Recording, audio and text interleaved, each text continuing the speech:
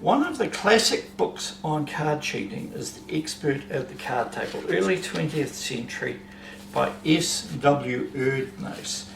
It's still not known who S.W. Erdnase is, but in this it gives many ways of stacking a deck, and we'll show you one of the ways mentioned right now.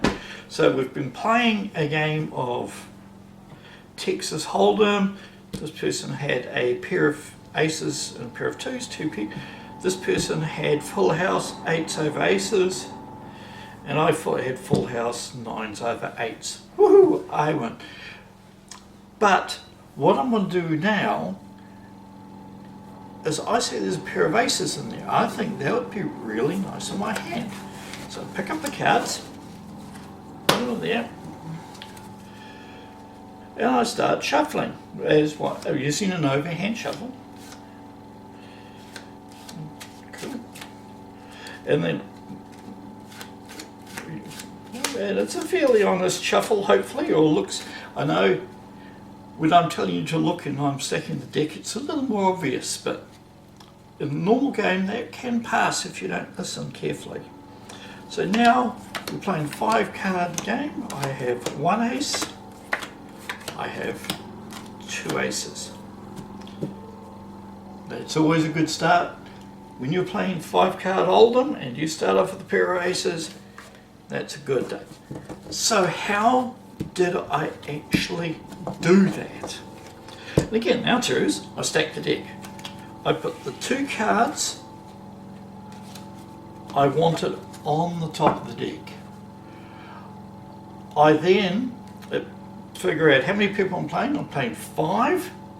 So I'm going to, when I'm dealing, I'm going to push that first card back in a non-jog.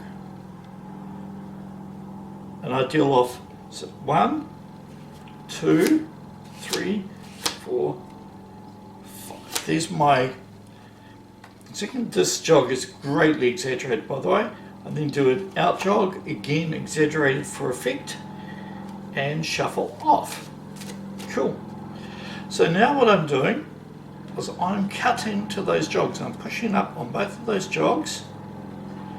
Now I've got a packet of 5 cards. I've got a packet of 5 cards here. The ace is on the bottom, and the other ace is on the top, right there. See, ace. So what I do is at that point I toss that packet on, and then I deal, because there's 5 players, 5 cards. 1, 2, 3, 4, 5. I put a jog in. I then cut to the jog, and now we go 1, 2, 3, 4, 5. 1, 2, 3, 4, 5. So I'll do that again quickly.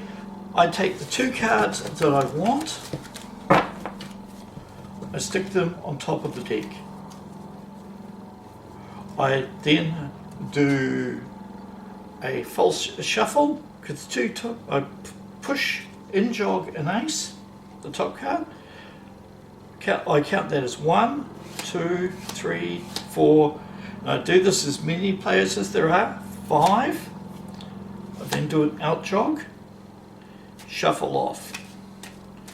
I then push up on the in jog and the out jog.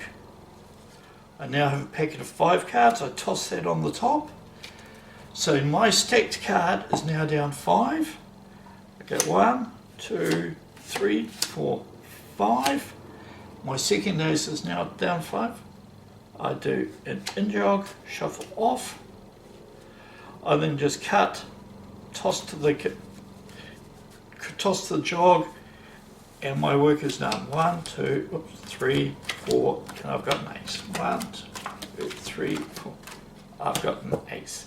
So the question is, I've gone to all this effort, I've stacked the deck, I've put them in, I've done my jog, I've got to do a single card jog.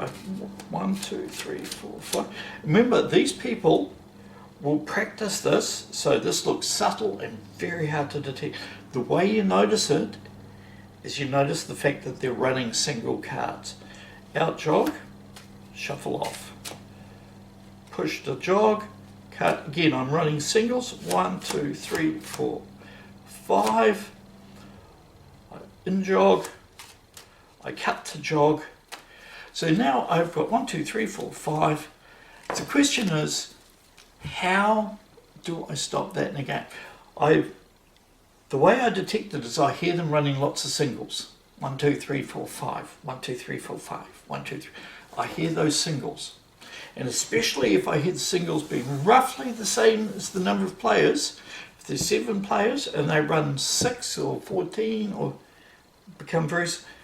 How do you do it? You do a scarno cut. You pull out about half the deck, you drop them, half of them on the top, you drop half of them on the bottom.